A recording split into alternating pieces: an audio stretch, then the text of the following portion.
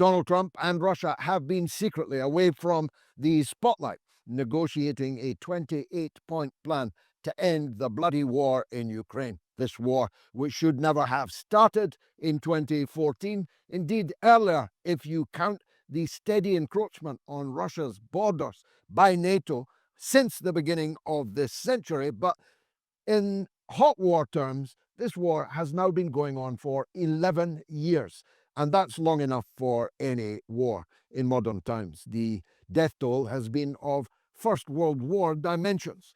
1 million at least Ukrainians have been killed, hundreds of thousands maimed, and many of those permanently. 9 million Ukrainians have run away from their country and are living in your country and may very well not go home.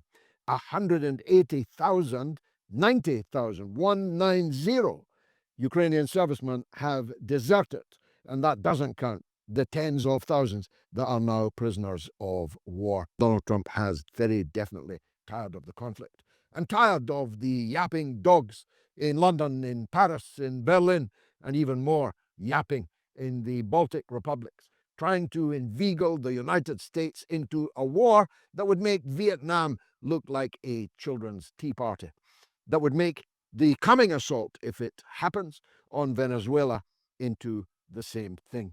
A war between NATO and Russia could only end one way, and that is in a blizzard of nuclear, possibly thermonuclear, possibly intercontinental thermonuclear warfare, and the end of the human race as we know it.